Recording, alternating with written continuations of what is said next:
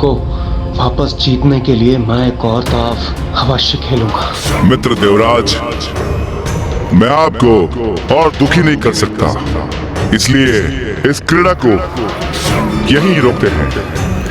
नहीं नहीं मित्र शुंभ, ये क्रीड़ा रुकेगी नहीं और होगी।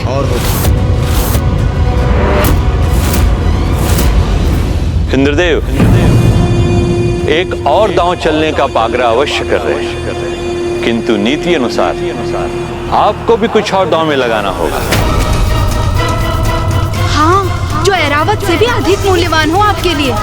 ऐरावत से अधिक मूल्यवान? कल्पवृक्ष।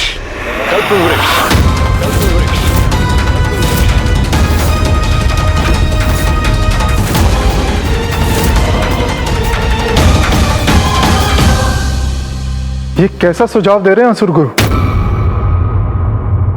चलिए देवराज, और विलंब उचित नहीं। इस बार मेरे मित्र देवराज कल्प वृक्ष को दांव पर लगाते हैं। मित्र,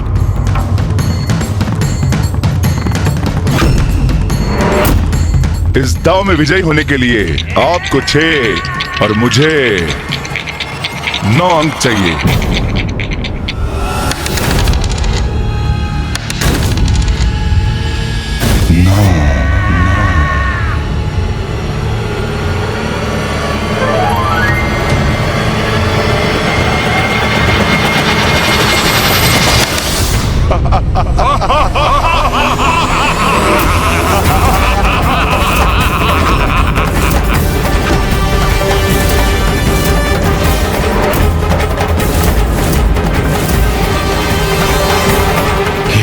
कल्प वृक्ष भी छिन गया हमसे। भतनशुम, ये क्या कर रहे हो तुम? ये सर्वथा अनुचित आचरण है। अपने मित्रों की पराजय पर उत्साहित होकर तुम सब प्रसन्न हो रहे हो। तुम सबको लज्जा आनी चाहिए अपने इस दुर्व्यवहार पर। तुम देख नहीं रहे मेरे मित्र देवराज कितने दुखी हैं अपने इस पराजय पर, कितने उदास है।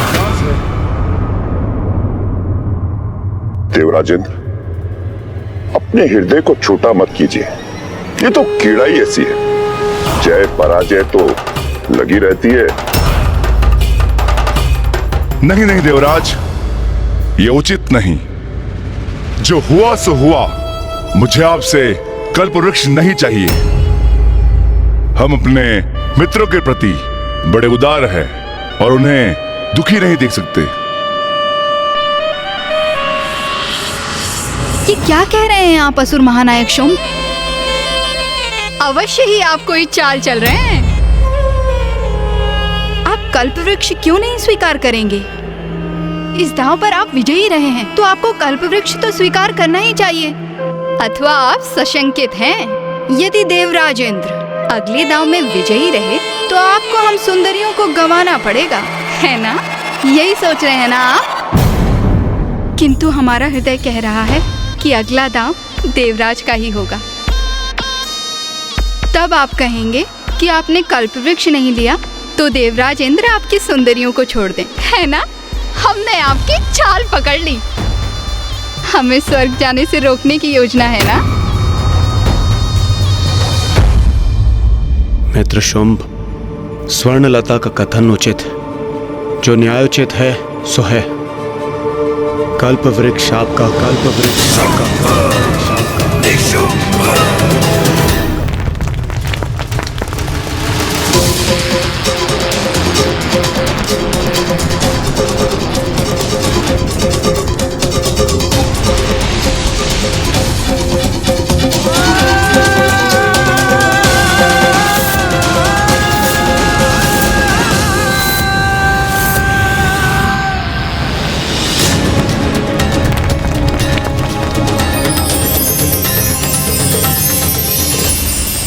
जो हुआ सो हुआ, किंतु अब मैं इन असुरों को उस सब का आनंद लेने कदापि नहीं दूंगा जिस पर केवल मेरा अधिकार है। असुर महानायक शुंभ, चलिए एक और दाव लगाते हैं। देवराज आप ये क्या कर रहे हैं?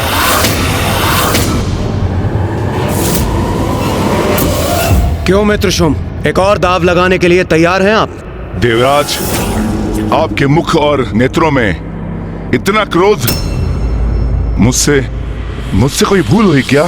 मित्र शुंभ, मेरे नेत्रों में जो अग्नि है वो एक प्रतिद्वंदी की है, किंतु मुझे आपके नेत्रों में दया दिखाई दे रही है। प्रतीत होता है आप मुझे कोई साधारण हारा हुआ देवता समझ बैठे हैं। भूलिए मत, इंद्र हूं मैं, देवराज इंद्र। स्मरण रहे, यदि भाग्य ने आरंभ में मेरा साथ दिया है तो पुनः भी अवश्य मेरा साथ देगा। चलिए चलिए। भाग्य ने नहीं इंद्रदेव, मेरे छल कपट ने तुम्हारा साथ दिया है, किंतु अब वो असुरों के साथ है। तुम केवल इसी प्रकार देवराज होने का घमंड करते रहो और एक एक चाल चलते रहो, क्योंकि तुम देवताओं को तुम्हारे समस्त निधियों से रिक्त और वंचित करना ही हमारा अंतिम उद्देश्य है। मित्र देवराज, अब मुझे आपकी विजय पर इतना विश्वास है, मैं कल्पवृक्ष और ऐरावत के साथ साथ अपनी सारी सुंदर स्त्रियों को दांव पर लगाता हूं। यही अंतिम अवसर है जब मैं अपना गवाया हुआ सब कुछ पुनः पा सकता हूं। अब तो आप प्रसन्न है ना? देवराजेंद्र, ये क्या कह रहे हैं आप? माना कि अपार सौंदर्य इन सुंदरियों का, किंतु स्वर्ग का धन धान्य अमूल्य है, इसलिए सावधान रहिएगा। अब आप और क्या दांव पे लगाएंगे देवराज इंद्र? कामधेनु, कामधेनु।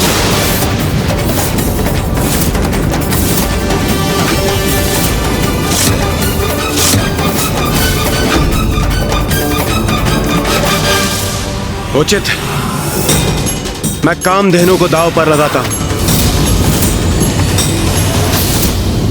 अब देवराज इंद्र पूर्ण रूप से खो बैठे हैं अपना विवेक भैया। माता कामधेनु को दांव पे लगा रहे हैं। हाँ गणेश, द्रुत क्रीड़ा की लत लग गई है अब उन्हें। वो एक ऐसे दलदल में प्रवेश कर चुके हैं गणेश, जहाँ से निकलना अत्यंत कठिन है। मैं उनके नेत्रों में क्रोध देख रहा हूँ। शुंभ से पराजित होकर उसे पराजित करने की इच्छा से उपजा क्रोध, उससे और अधिक जीतने की ईर्ष्यापूर्ण इच्छा, असहाय होकर पुनः सब कुछ प्राप्त कर लेने की आशा, और इन सभी नकारात्मक भावनाओं से प्रेरित होकर वो अपनी बुद्धि और विवेक दोनों ही खो चुके हैं।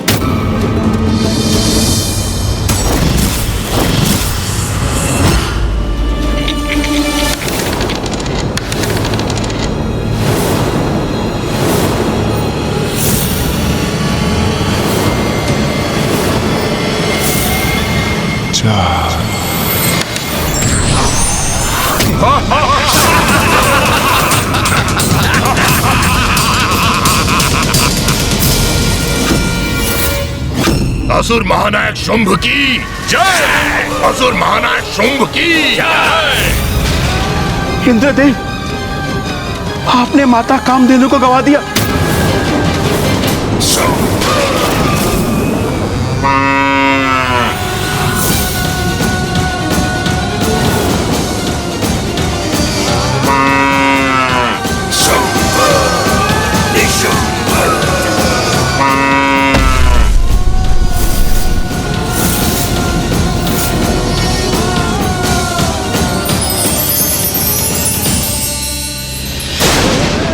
समझ नहीं पा रहा कि बार बार मेरी ही पराजय क्यों हो रही है।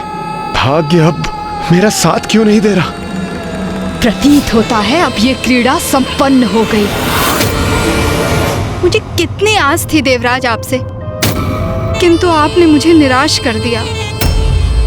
जब मैं दांव पर लगी हूँ तो मुझे लगा कि आप अवश्य जीतेंगे, किंतु बस स्वर्णता, बस। मेरे मित्र देवराज यहाँ तुम्हारे हृदय में बसने नहीं आए थे, और तुमने उनसे ऐसे शब्द कहने का दुस्साहस भी कैसे किया? क्या समझते हो स्वयं को मेरे मित्र देवराज से, जो उनसे समानता जता रही हो? असुर महानायक शुंभ, उचित होगा आप अपना क्रोध, अपना द्वेष स्वर्णलता पर नहीं, चौसर के अगले दांव पर निकालें।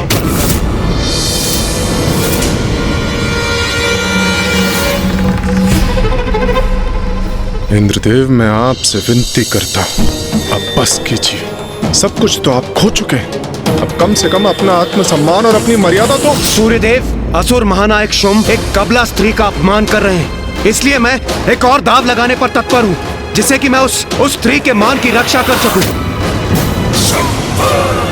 और आप मुझे रोक रहे हैं। इंद्रदेव, आप इस क्रीड़ा में इतने डूब गए कि उसके मिथ्या कारण ढूंढ रहे हैं। देवराज मात्र दाव ही नहीं हार रहे, अपनी नैतिकता एवं उचित अनुचित समझने की क्षमता भी खोते जा रहे हैं। चलिए असुर महानायक शुंभ, एक और दाव चलिए। उचित है। इस बार मैं और भी बड़ा दाव लगाता हूं। यदि इस बार आप विजयी हुए तो ऐरावत, कामधेनु और कल्प वृक्ष के साथ साथ आप उन सभी के अधिकारी होंगे जो आप मुझसे जीत चुके हैं। और इसके साथ मैं स्वर्णलता के पांव पर गिरकर क्षमा याचना करूंगा। अब आप कहिए, आप क्या दांव पर लगाएंगे देवराज? सृष्टि पर जब बढ़ा असुरों का अत्याचार, तब गणेश ने लिया विनायक की अवतार। जानिए गणेश के इस अनुपम रूप की कहानी। रखिए देवराज इंद्र, जब असुर महानायक ने अपना दाव इतना बड़ा कर दिया है, तो जब आप दांव पे लगाएं, तो आपका दांव भी इनके समकक्ष होना चाहिए। अब ऐसा क्या है उनके पास गणेश? मेरे अनुसार अब देवराज के पास और कुछ भी नहीं है दांव लगाने के लिए। भैया, एक वस्तु अभी भी शेष है, और मैं तो यही मना रहा हूँ कि शुंभ और असुर गुरु शुक्राचार्य देवता से वो ना मंगा ले। अभी कहां सब कुछ खोया है देवराज इंद्र आपने? देवराज तो आप अभी भी हैं ना। इंद्रासन है आपके पास, और एक वही है जो आपके द्वारा गंवाए सभी से अधिक मूल्यवान है।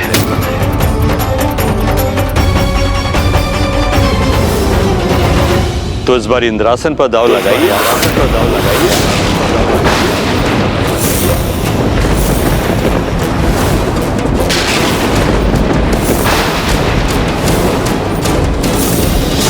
जिसका भय था वही हुआ भैया। असुर गुरु शुक्राचार्य ने इंद्रासन भी मांग लिया। देवराज, अभी भी रुक जाइए, अभी भी समय है। इस क्रीड़ा में और आगे जाने की कोई आवश्यकता नहीं। विनती है मेरी आपसे, अभी भी पीछे हट जाइए। स्वर्णलता, अब तुम्हें बात समझ में आ रही है ना कि तुम्हारा मूल्य देवराज के लिए कुछ भी नहीं। तुम स्वर्ग जाना चाहती हो ना? कहीं नहीं जाओगी तुम, यही पड़ी रहोगी पाताल के कारागार में। यही एकमात्र उपाय शेष है मेरे पास। यदि मैं ये दाव नहीं चलता हूं, तो सूर्यदेव और अन्य सभी देवता मुझे अन्य सभी कुछ खोने का दोष तो वैसे भी दे ही देंगे। इसलिए मुझे एक और दाव खेलना ही होगा, और इस दाव से मैं देवताओं, असुरों और स्वर्णलता की दृष्टि में अपनी प्रतिष्ठा, अपना सम्मान पुनः स्थापित कर सकता हूं। मुझे स्वीकार, मुझे स्वीकार, मुझे स्वीकार। मैं इंद्रासन दाव पर लगाता हूं, मैं इंद्रासन दाव पर लगाता हूं, मैं इंद्रासन दाव पर लगाता हूं।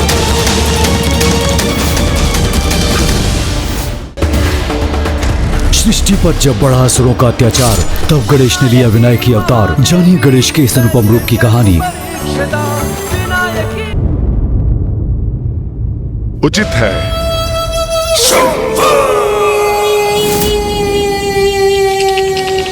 इस दाव में विजय प्राप्ति के लिए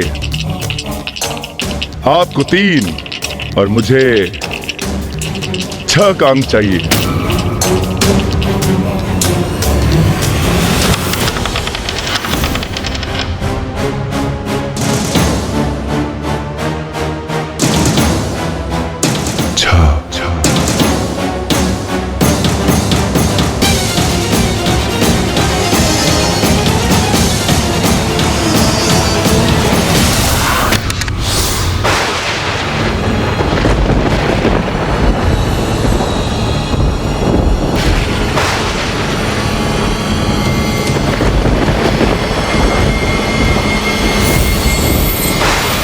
गणेश, क्या हो रहा है वहाँ? सब इतने शांत क्यों हैं?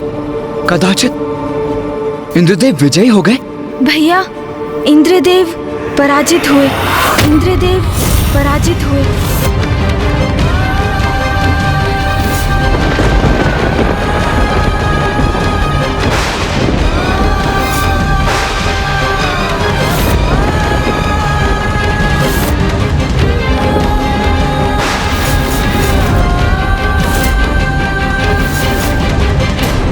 ये आप क्या कर बैठे देवराज इंद्र?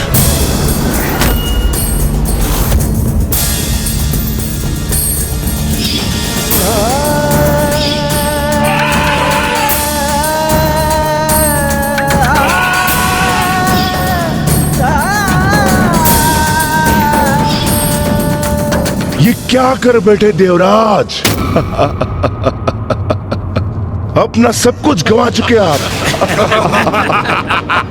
यहां तक कि इंद्रासन भी। किंतु अब इन्हें देवराज पुकार कर देवराज शब्द का अपमान मत कीजिए। अब ये देवराज नहीं रहे। इनके हाथ से इंद्रासन जा चुका है। मैंने छीन लिया इनका इंद्रासन। स्वर्ग का देवराज मैं बन गया हूं, असुर महानायक शुंभ।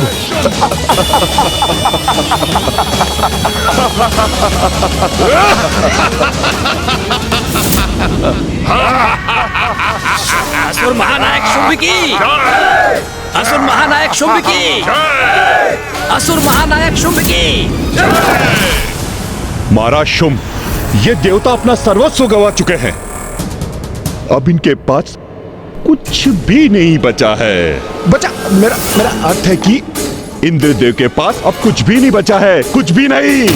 अब ये बेचारे कहां जाएंगे, क्या करेंगे, कैसे अपना जीवन यापन करेंगे? अरे रे मित्र, आप तो विचलित होकर चिंता में डूब गए, परंतु डूबा तो मैंने दिया ना आपको। ना आपके पास पद रहा न निवास, किंतु मैं आपका मित्र हूं और मैं आपको दर दर की ठोकरें खाने पर विवश नहीं करूंगा। मैं असुर महानायक शुंभ और देवराज होने के नाते आपके लिए एक उचित स्थान नियत करूंगा। क्या होगा इनका उचित स्थान? हाँ, यमलोक, यमलोक, यमलोक, यमलोक, यमलोक।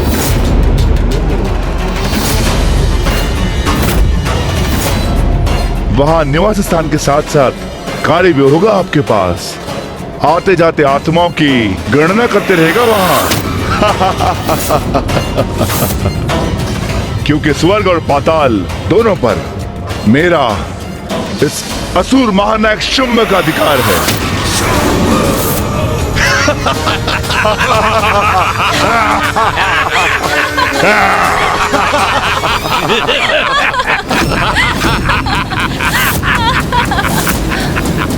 अंततः बल से नहीं तो छल से ही विजयी हो गए।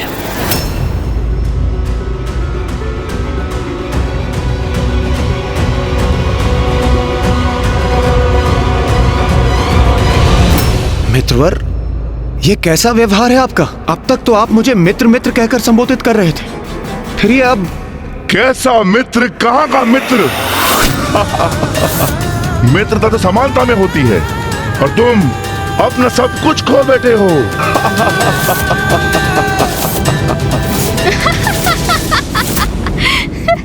अरे देवराज इंद्र, असुर महानायक शुंभ उचित ही तो कह रहे हैं। अंततः मित्रता समानता ढूंढती है और आप यहाँ अपना सब कुछ गंवाकर निर्धन होकर इनके सेवकों से भी निम्न हो चुके हैं।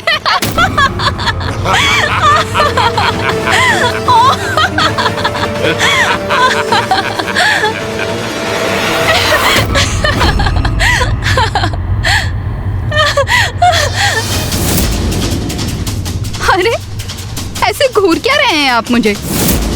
मैंने आपको देखकर तनिक मुस्कुरा क्या दिया और आप मेरे पीछे पीछे यहाँ तक पहुँच गए। कैसे पुरुष हैं आप? जिस व्यक्ति का स्वयं पर कोई नियंत्रण नहीं, वो देवराज के पद पर स्थित रहने के योग्य नहीं।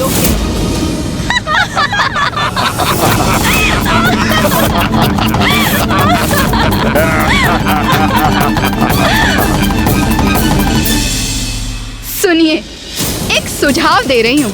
असुर महानायक शुंभ की दया स्वीकार कर यमलोक में शांति पूर्वक अपना जीवन बिताइए। जाइए यहाँ से।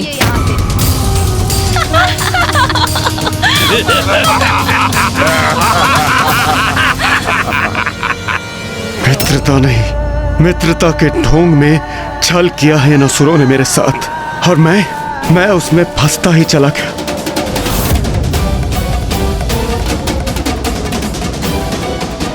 अंततः इन असुरों की योजना पूर्ण हो ही गई, किंतु अब इन्हें इनके छल का उचित उत्तर देने का समय आ गया है। असुर गुरु शुक्राचार्य, आप ये सब कुछ होते देखकर शांत कैसे रह सकते हैं? कैसे स्वीकार कर सकते हैं आप इसे? वैसे ही जैसे आप मेरे शिष्य असुरों पर होते हुए अत्याचार देखते हुए चुप्पी साध लेते हैं। जो हुआ ठीक ही हुआ। आज के बाद स्वर्ग और पाताल दोनों पर असुरों का आधिपत्य होगा। संसार में स्वर्ग और पाताल का भेद ही मिट जाएगा। असुर महानायक शुंभ, असुर महानायक शुंभ, असुर महानायक शुंभ।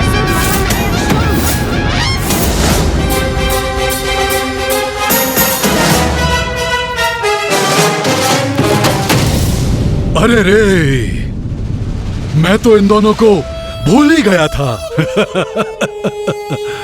क्यों गणेश जी और कुमार कार्तिकेय, पर्याप्त भोजन कर लिया ना?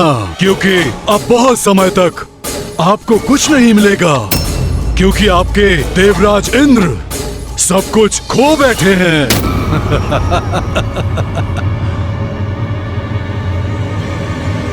ये नवीन असुर महानायक इतने मूर्ख होंगे ये ज्ञात नहीं था मुझे गणेश। तूने महाराज शुंभ को मूर्ख कहने का दुस्साहस कैसे किया? अरे मूर्खता करेंगे तो मूर्ख ही कहलाएंगे ना। अब इसमें साहस दुस्साहस कहाँ से आ गया? आप जो भी कहना चाहते हैं स्पष्ट कहिए गणेश जी। उचित है तो आप स्पष्ट शब्दों में ही सुनिए। इंद्रासन पर अधिकार कर आपने ये कैसे सोच लिया कि अब इंद्रदेव के पास दांव लगाने के लिए कुछ भी शेष नहीं? ये क्या कह रहे हैं गणेश जी? अब क्या शेष है इंद्रदेव के पास? अभी ये क्रीड़ा संपन्न नहीं हुई। असुर महानायक शुंभ, अभी तो बहुत कुछ होना शेष है। अब कुछ शेष नहीं, सब कुछ समाप्त हो चुका है। मैंने इन देवताओं से इनका सब कुछ छीन लिया है, किंतु तुम्हें इसका भान कैसे होगा? क्योंकि हमने तुम्हें भोजन में व्यस्त रखा था। आपकी अज्ञानता चकित कर रही है मुझे। कदाचित आपको हमारी क्षमताओं का कोई भान नहीं है। कहाँ क्या हो रहा है ये ज्ञात करने के लिए मुझे अथवा मेरे अनुज को वहां उपस्थित रहने की आवश्यकता नहीं है। हमें भली भांति ज्ञात है कि इंद्रदेव चौसर की क्रीड़ा के उन्माद में ऐरावत, कल्प वृक्ष और यहाँ तक कि माता कामधेनु के साथ साथ इंद्रासन पद को भी गवा चुके हैं। ओह, ज्ञानी हो तुम दोनों। तो बताओ, जब देवराज पद ही चला गया तो क्या बच गया इंद्रदेव के पास? उनकी मूर्खता के सिवाय, जो हमारे छल में बार बार फंसते ही चले गए। हमारे मित्र नहीं, हमारे परम शत्रु। ये देवता हम असुरों से मित्रता करेंगे? महानायक शुंभ, ये देवता कदाचित उचित कह रहे हैं। अभी भी इनके तन पर शेष आभूषण बचे हैं। हाँ, वो तो शेष है इनके पास। इन्हें इनसे भी वंचित कर देना चाहिए। हम यमलोक में आभूषणों का क्या लाभ। इतना अपमान हो रहा है देवताओं का, किंतु पार्वती नंदन गणेश जी पूर्णतः शांत है, तनिक भी विचलित नहीं। उनकी इस निश्चिंतता का क्या कारण, क्या है इनका रहस्य? बुरे कर्मों का परिणाम तो देवताओं को भी भुगतना होता है। फिर तुम तो मात्र एक असुर हो शुंभ। अपनी शक्ति और बुद्धि का जितना अभिमान करोगे, उतना ही भयानक दंड भी भुगतोगे। ऐसे टुकुर टुकुर देखकर मेरा समय व्यर्थ मत करो। उत्तर दो मेरे प्रश्नों का। इंद्रासन से बढ़कर इनके पास क्या हो सकता है? कुछ नहीं, सिवाय हमारी भिक्षा के, हमारी भिक्षा के, हमारी भिक्षा के। क्यों असुर गुरु शुक्राचार्य? कोई गुप्त दांव अभी भी शेष अवश्य है, अन्यथा ये दोनों यहाँ इस प्रकार नहीं खड़े होते। किंतु क्या है वो? असुर गुरु शुक्राचार्य, बहुत बड़ी चूक कर बैठे हैं आप, जिसकी अपेक्षा मुझे आपसे कदापि नहीं थी। क्योंकि जो योजना आपने गढ़ी थी, उसमें तो एक बहुत बड़ी कमी रह गई। कमी रह गई हमारी योजना में? नहीं महादेव पुत्र गणेश जी, कदाचित आप देवताओं के पराजय को स्वीकार नहीं कर पा रहे हैं। वास्तविकता से संपर्क बनाइए। ये देखिए, हम असुर विजयी हुए हैं, तो फिर किस कमी की बात कर रहे हैं आप गणेश जी? असुर गुरु, कभी कभी अति उत्साह में व्यक्ति सबसे मुख्य बात भूल जाता है। वही आपके साथ भी हुआ। प्रथम दाव में ही इंद्रदेव से आपको उनका पद छीन लेना चाहिए था, तो ऐरावत, कल्पवृक्ष, माता कामधेनु स्वतः ही आपके हो जाते। किंतु आपने ऐसा नहीं किया, क्योंकि आपका ध्यान तो इन सभी पर था, जिनके लोभ में आप देवताओं की सबसे अमूल्य निधि भूल गए। क्या कह रहा है ये गजमुख? ऐसा क्या है जो असुर गुरु भी भूल गए? ऐसी कौन सी निधि है देवताओं की जिससे हम अब भी वंचित हैं? एक ऐसी निधि असुर गुरु शुक्राचार्य, जिसके कारण आपके निरंतर कुशल मार्गदर्शन के पश्चात भी यह असुर कभी भी देवताओं को पराजित नहीं कर सके।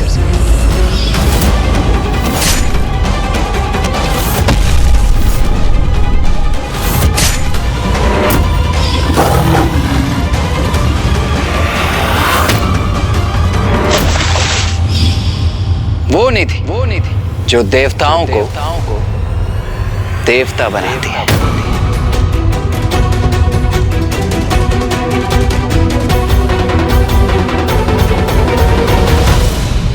ओह, अब मैं समझा। अमृत।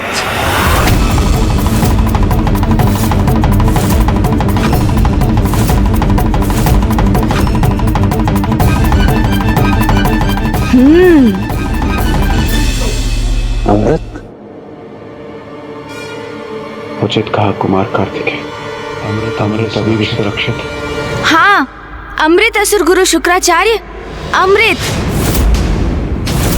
उस पर तो अभी भी हमारा ही अधिकार है। गुरुवर, ये क्या कह रहे हैं? क्या अर्थ है इनका? इसका अर्थ मैं तुम्हें समझाता हूं शुंभ। सब कुछ प्राप्त कर लेने के बाद भी तुम कितना अधिक जियोगे? 1 सहस्त्र, 2 सहस्त्र और अधिक से अधिक 4 सहस्त्र वर्ष। किंतु उसके पश्चात एक दिवस तो ऐसा अवश्य आएगा जब आपको मृत्यु के मुख में प्रवेश करना होगा असुर महानायक शुंभ। और फिर आपकी मृत्यु के पश्चात सभी कुछ पुनः देवताओं को प्राप्त हो जाएगा, क्योंकि उनकी मृत्यु तो असंभव है।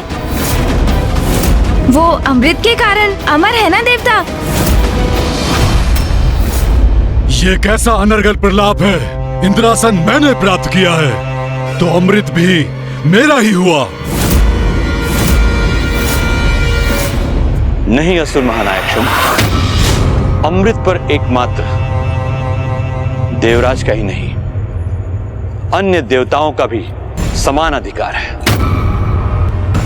देवराज होने के नाते वो मात्र इसके संरक्षक है।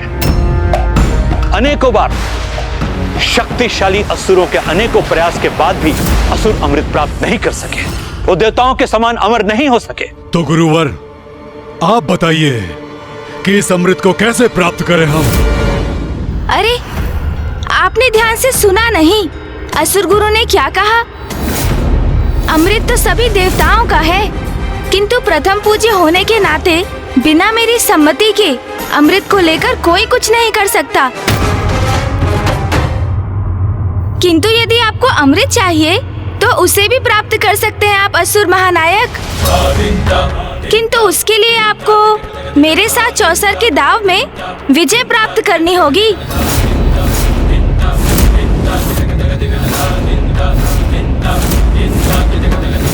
तो क्या कहते हैं आप?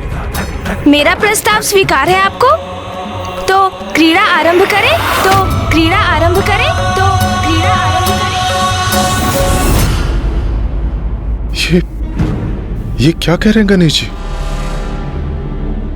एकमात्र अमृत ही तो शेष है हमारे पास, और यदि उसे भी दांव पे लगा दिया तो हम अपना सर्वस्व खो बैठेंगे। चिंता मत कीजिए सूर्यदेव,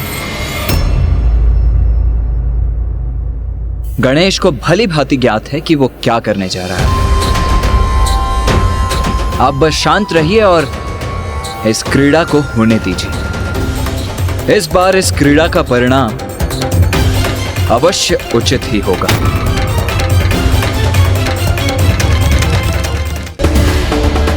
सृष्टि पर जब बढ़ा असुरों का अत्याचार, तब गणेश ने लिया विनायक की अवतार। जानिए गणेश के इस अनुपम रूप की कहानी। उचित है, क्रीड़ा होगी, अवश्य होगी।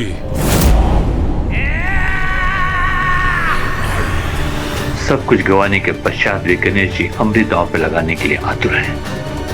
क्या मंशा हो सकती है इसमें उनकी? अवश्य कोई न कोई चतुराई होगी उनकी, किंतु अमृत के बिना हमारी विजय भी तो अधूरी है। क्रीड़ा अवश्य होगी, किंतु अब कैसा किंतु परंतु? अमृत दांव पर तभी लगेगा असुर महानायक जब देवताओं से आपने जो भी प्राप्त किया है उसके साथ आप अपना सर्वस्व दांव पर लगाएंगे।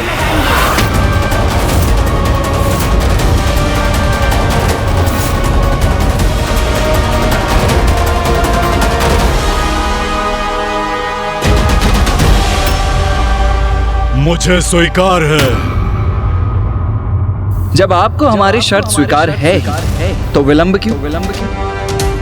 आरंभ करते हैं। अवश्य, इस आरंभ में ही तुम्हारा अंत है।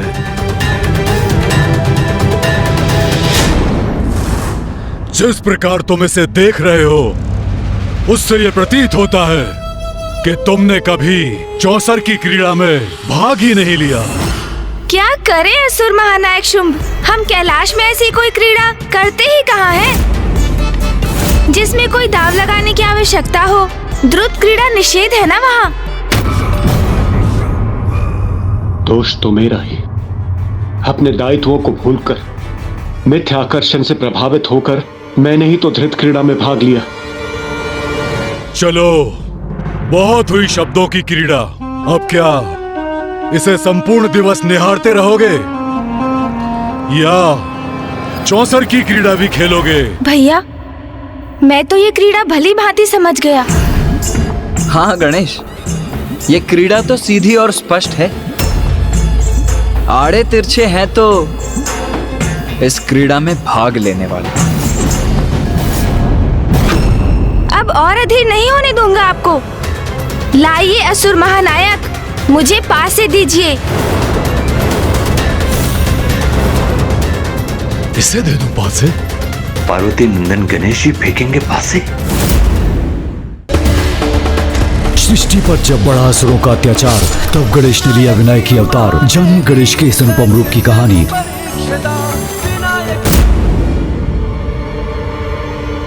संकोच मत कीजिए, मुझे दीजिए पासे। पासे तुम्हें क्यों दूं? पासे तो मैं ही फेंकूंगा, जैसे मैं अब तक करता आया हूँ। वो नियम तो पूर्व में था, और ये स्थिति आपके पास है फेंकने का ही तो परिणाम है। ये एक नवीन और भिन्न दांव है, इसीलिए यदि इसमें पासे गिरेंगे तो प्रथम पूज्य गणेश के हाथों से। यदि आपको स्वीकार है तो आरंभ करते, अन्यथा कोई बात नहीं, अमृत हम देवताओं के पास ही रहेगा फिर।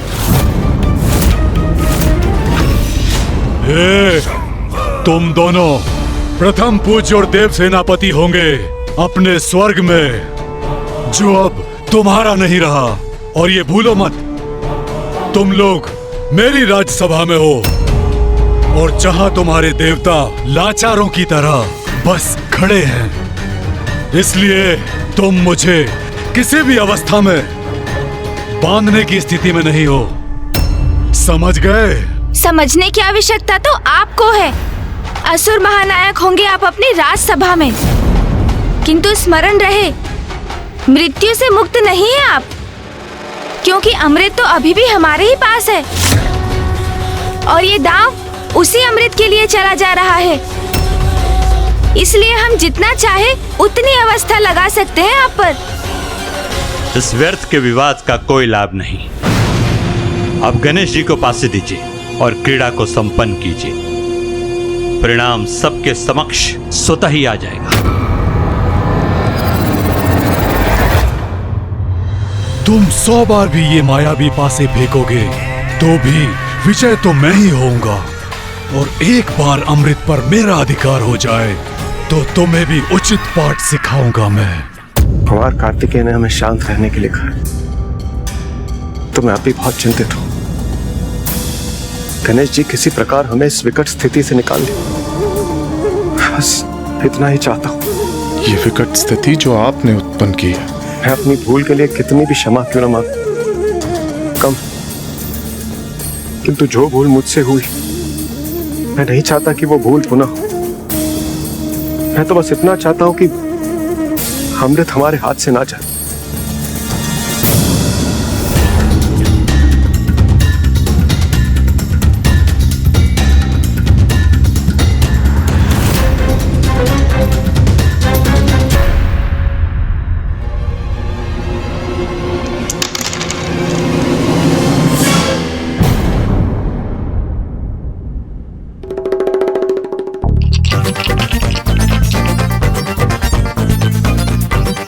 गणेश जी, अब विलंब क्यों? आरंभ करो। क्या हुआ गणेश? दांव चलो, फेंको इन्हें। वो भैया, चौसर की क्रीड़ा का अभ्यस्त ही कहा हूँ मैं, कभी इसमें भाग ही नहीं लिया, और उस पर इतना बड़ा दांव अमृत का, उसके विचार से ही थोड़ा विचलित हो रहा हूँ भैया। अरे चिंता मत करो गणेश, बस पासों को ऐसे हाथ में लो, ऐसे घुमाओ और फेंक दो।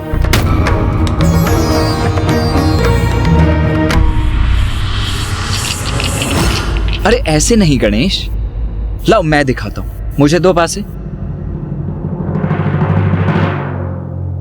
असुर गुरु, यदि आपको कोई आपत्ति ना हो तो मैं गणेश को दिखा दूं कि पासे कैसे फेंके जाते हैं। अवश्य, मुझे कोई आपत्ति नहीं, अपितु प्रसन्नता होगी कि महादेव पुत्र प्रथम पूज्य गणेश जी को अभी भी कुछ सीखना शेष है।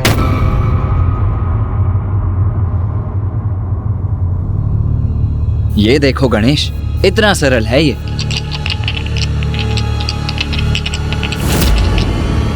ये पास से हाथ में लिए और यथाशक्ति फेंक दिया। ओह, ये क्या हो गया मुझसे? मुझे क्षमा कर दीजिए, मुझे आपको आहत करने का कोई आशा नहीं था।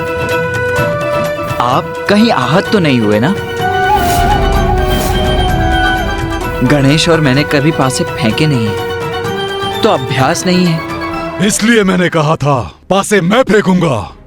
अब दो पासे अपने भ्राता को और इस क्रीड़ा को संपन्न करो।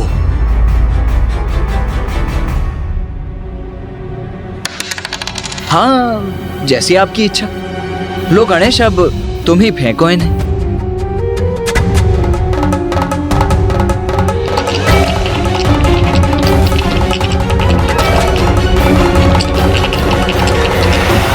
अब क्या हुआ? क्यों रुक गए?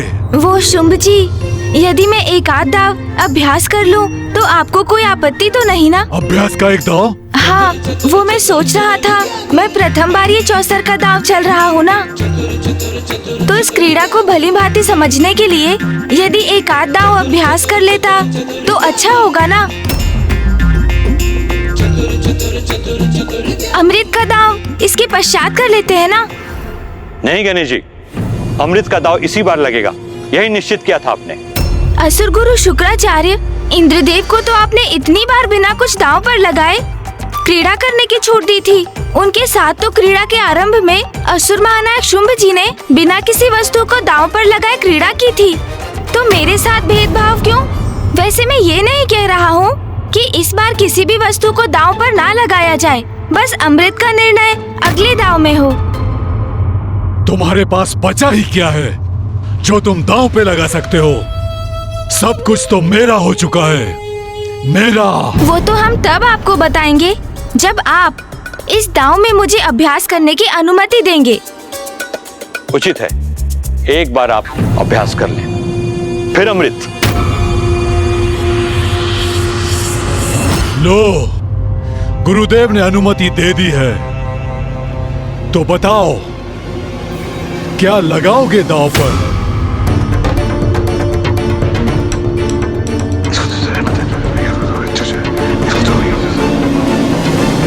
नहीं नहीं गणेश, मैं सहमत नहीं हूँ। कुछ इतना महत्वपूर्ण और इतना विशाल दांव पर लगाओगे तुम? इस पर एक बार पुनः विचार कर लो अनुज। जो दांव पर लगेगा वो महत्वपूर्ण और विशाल है, अच्छा है, बहुत अच्छा है। मैं निर्णय ले चुका हूँ। हमारी ओर से अभ्यास हेतु मैं दांव पर लगाता हूँ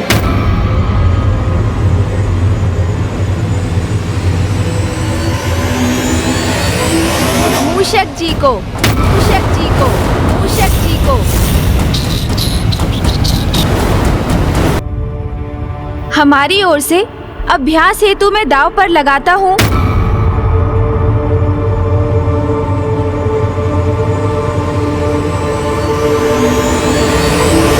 मूषक जी को, मूषक जी को, मूषक जी को। मूषक? मूषक? कौन है ये मूषक जी? कोई देवता है क्या? बस तनिक प्रतीक्षा कीजिए और स्वयं देख लीजिए। मैं उन्हें अभी यहाँ बुलाता हूँ, विश्वास कीजिए। आप उन्हें देखेंगे तो आप भी अचंभे से स्तब्ध रह जाएंगे। मूषक जी, आइए यहाँ पर।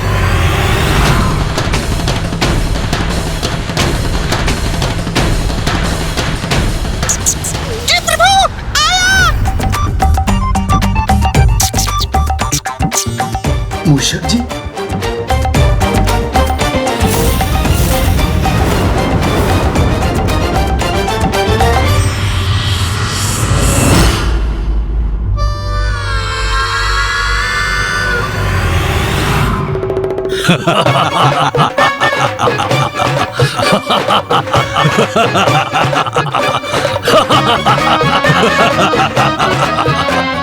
जी प्रभु, आपने मुझे बुलाया, आज्ञा दीजिए प्रभु। इसे दांव पर लगाओगे? तुमने क्या सोच लिया कि मेरी क्या मति मारी गई है जो इसके लिए मैं क्रीड़ा करूंगा? अरे, आपको तो कुछ भी ज्ञात नहीं असुर महानायक शुंभ जी। जैसे देवराज इंद्र के वाहन ऐरावत है, अर्थात प्रथम पूज्य के वाहन है मूषक जी। हाँ, माना कि ये ऐरावत जी के समान शक्तिशाली नहीं और उनकी गति भी कम है, किंतु इन्हें कम आंकने की भूल कदापि मत कीजिएगा, क्योंकि इनकी चतुराई के समक्ष कोई नहीं टिक सकता। अरे, ये क्या कर दिया प्रभु आपने? द्रुत क्रीड़ा में मूषक जी, हृदय को छोटा क्यों करते हैं आप? स्मरण है ना मैंने क्या समझाया था आपको? जो होता है अच्छे के लिए ही होता है, और अब जो भी होगा सब उचित ही होगा। जो भी है ये तो अभ्यास के लिए ही है ना। ये परिहासपूर्ण दाव संपन्न होने पर वास्तविक क्रीड़ा होगी ना अमृत के लिए। तब इनसे अमृत छीनकर इन सभी को यहाँ से बाहर करूंगा मैं। अच्छा उचित है, जो भी है चलो पासे फेंको। हाँ हाँ अवश्य अवश्य असुर महानायक। किंतु ये तो बताइए कि आप क्या लगा रहे हैं दांव पर? अरे इसी नियम का तो पालन करते आ रहे हैं ना असुर गुरु शुक्राचार्य। कुछ आप दांव पर लगाएं, कुछ हम।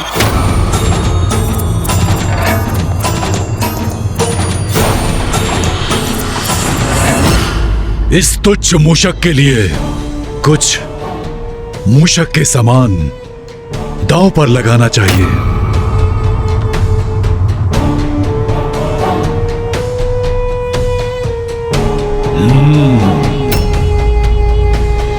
स्वर्णलता,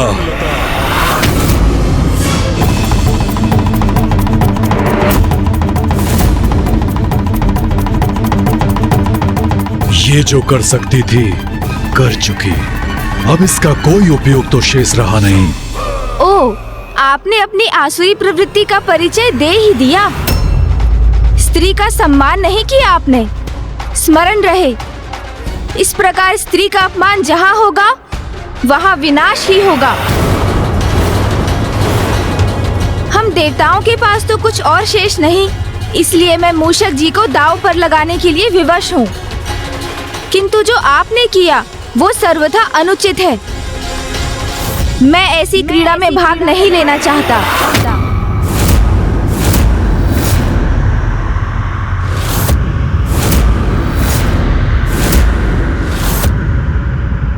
किंतु मैं वचनबद्ध हूँ, इसलिए मुझे ये क्रीड़ा आगे बढ़ानी ही होगी।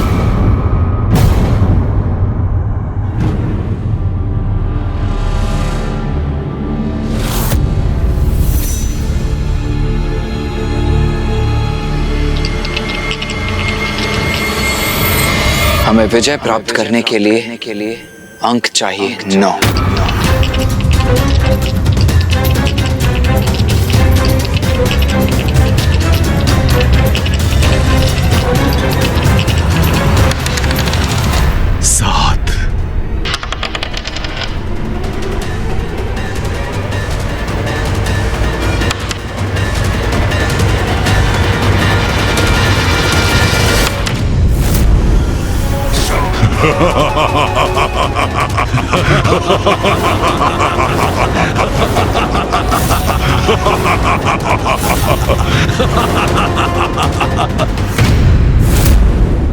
भैया, ये क्या हो गया? बहुत आनंद आ रहा है मुझे इस क्रीड़ा में। सब कुछ छीन चुका हूं मैं तुमसे, और अब तुम मूषक को भी खो बैठे।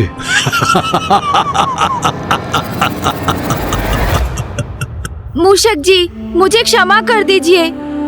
मुझे तो विश्वास था विजय हमारी ही होगी, किंतु परिणाम उसके विपरीत हो गया। प्रभु, ये आपने क्या कर दिया प्रभु?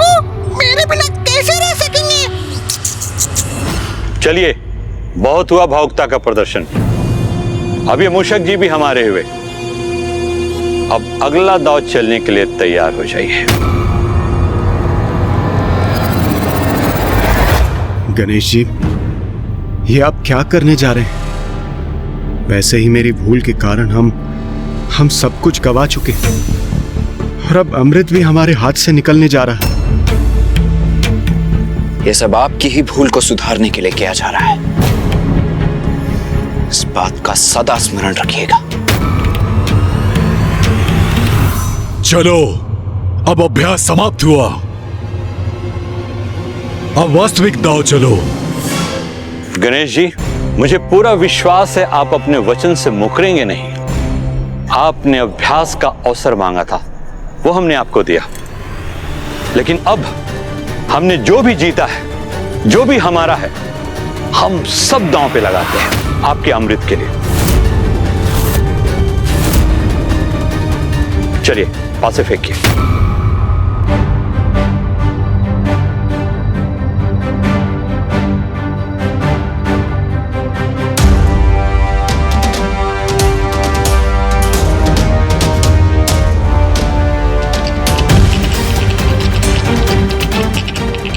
बस अब कुछ ही क्षणों में अमृत भी मेरा हो जाएगा, सब कुछ मेरा हो जाएगा। फिर जो अन्य कोई भी नहीं कर सका वो मैं कर दिखाऊंगा, वो भी युद्ध से नहीं, मात्र इस चौसर की क्रीड़ा से। गणेश,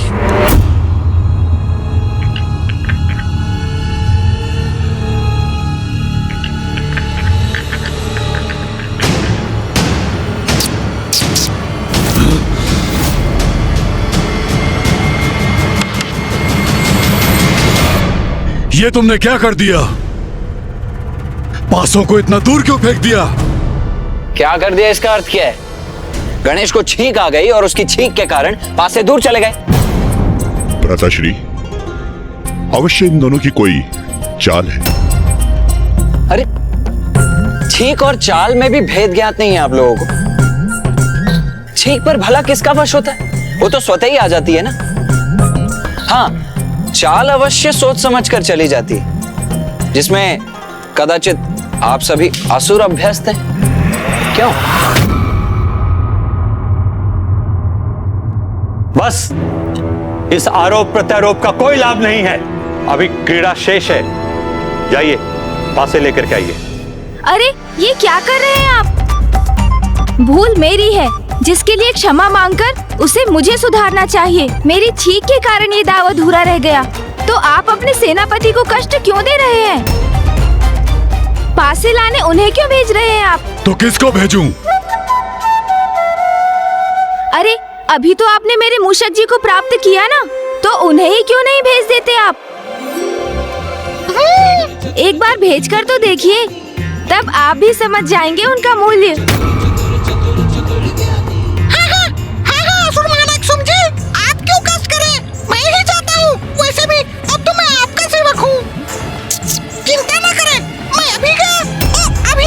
इतनी बातें न बनाओ, शीघ्र जाकर पासे लेकर आओ।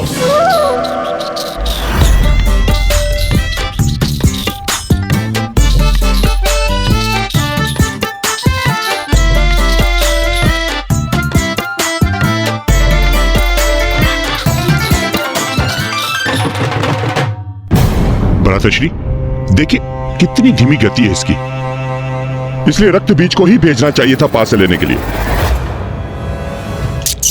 मैंने कहा ना, मैं बस अभी गया और अभी आया।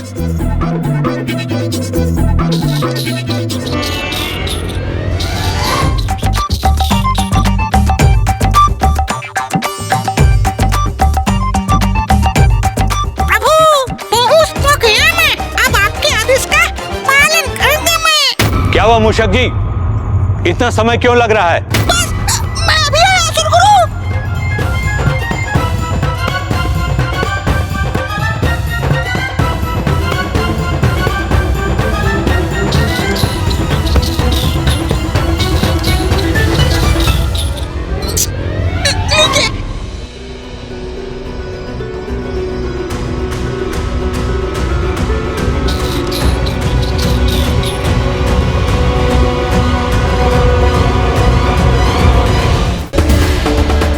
सृष्टि पर जब बढ़ा असुरों का अत्याचार, तब गणेश ने लिया विनायक की अवतार। जानिए गणेश के इस अनुपम रूप की कहानी।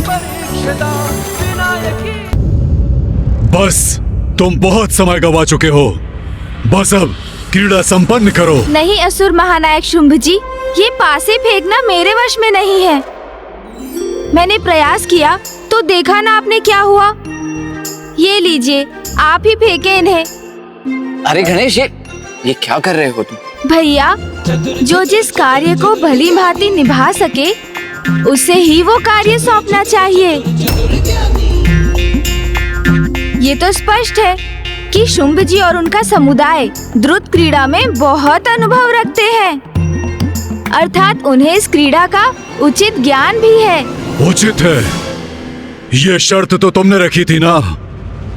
यदि इसके पूर्व तुम मुझे पासे फेंकने देते तो इस क्रीड़ा का अब तक अंत हो जाता।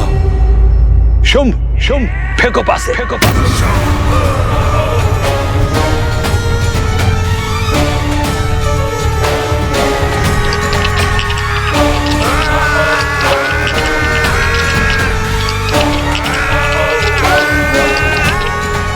हमें विजय प्राप्त करने के लिए अंक चाहिए 9। 9।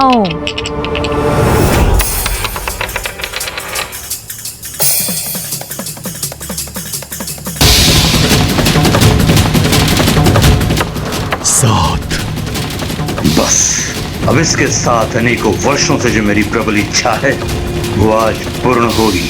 असुर विजयी होंगे। 9? तो क्या हम विजयी हुए?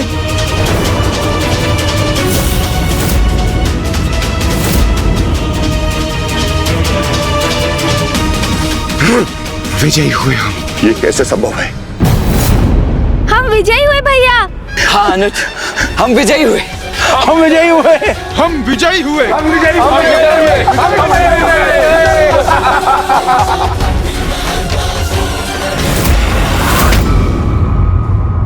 असुर गुरु, ये संभव कैसे है? ये कैसे विजय हुए? मैं भी निरुत्तर हूं। मुझे भी ज्ञात नहीं ये कैसे हुआ।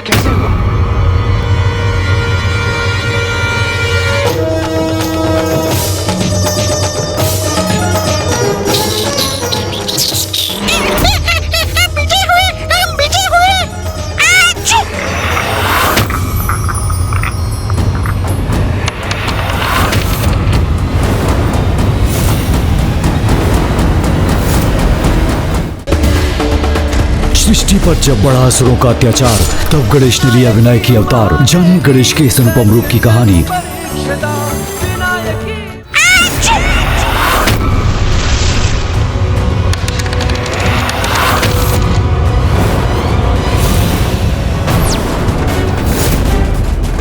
मूषक जी को छींक आई और ये पासे यहां गिर पड़े। कैसे हुआ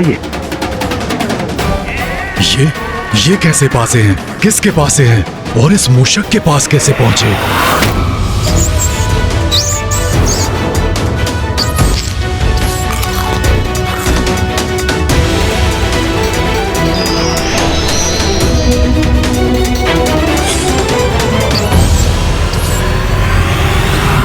कहीं यही तो मेरे मायावी पासे नहीं है। इसे ज्ञात करने का तो एक ही उपाय है। 4।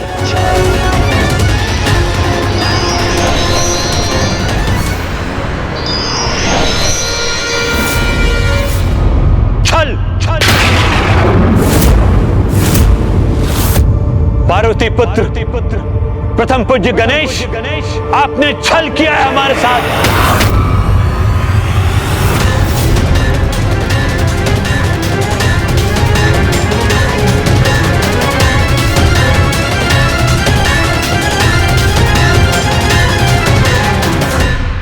अतिरिक्त पासे क्यों है यहाँ? और ये असुर गुरु क्यों कह रहे हैं कि गणेश जी ने असुरों के साथ छल किया?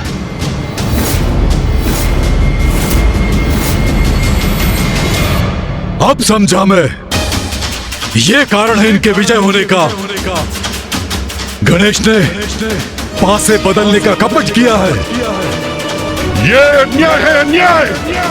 छल किया इन्होंने। देवताओं ने असुरों के साथ छल किया है।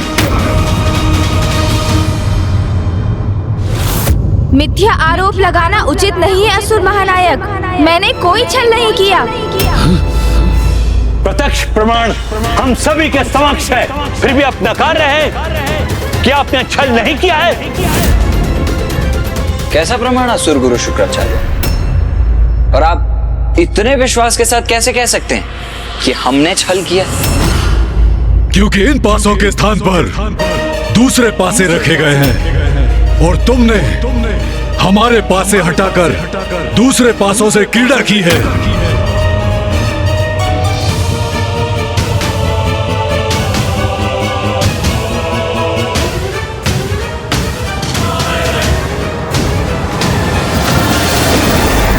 मुझे तो ये पासे समान ही प्रतीत होते हैं। मुझे तो कोई भेद ही दिखाई नहीं दे रहा है इनमें। आप ही बताइए भैया, क्या आपको इनमें कुछ भिन्नता दिखाई दे रही है?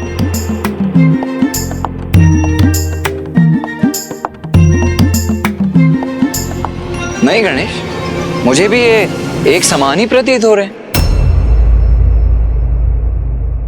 असुर महानायक शुंभ, मैं तो ये भी पहचान करने में असमर्थ हूँ कि हमारे पासे कौन से हैं और आपके कौन से, किंतु आपको ये कैसे ज्ञात हो रहा है?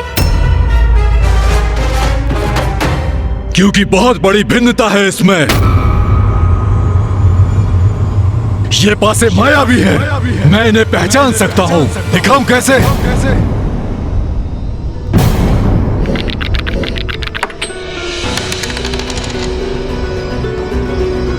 पांच। ये कैसी मूर्खता कर दी तुमने शुंभ। सत्य को स्वीकार कर गणेश जी के जाल में फंस गए तुम।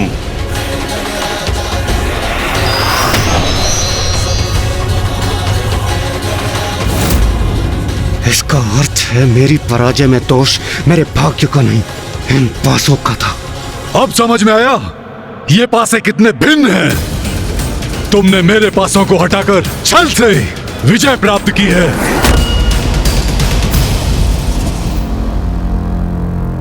छल मैंने नहीं, आपने किया है असुर महानायक। मायावी पासों से क्रीड़ा कर अन्याय तो आप कर रहे थे।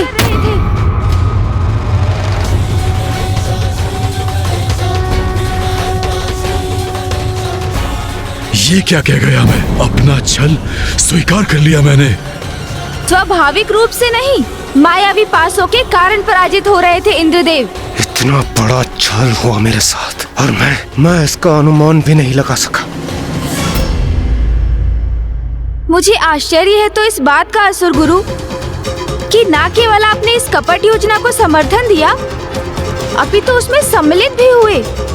कोई मूर्ख अज्ञानी छल करे तो करे, किंतु आप तो महाज्ञानी हैं। आप कैसे भूल गए कि छल पर पड़ा आवरण कभी न कभी हट ही जाता है और सत्य उजागर ही हो जाता है।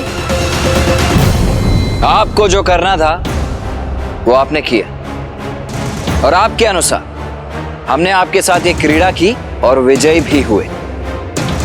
इसीलिए अब हमारी शर्त के अनुसार आपको इंद्रदेव को वो सब लौटाना होगा जो आपने उनसे लिया, और आपका जो कुछ भी है वो सब हमें देना होगा।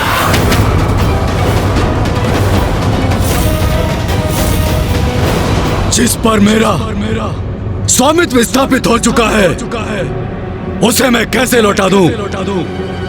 कुछ नहीं लौटाऊंगा मैं, कुछ नहीं। सबको बंदी बना लो, कारागृह में सबको बंद कर डालो और इस गणेश को बेड़ियों में जकड़कर मेरे पास खींच कर लाओ। इसके प्रत्येक दाव का उचित प्रतिशोध लूंगा मैं।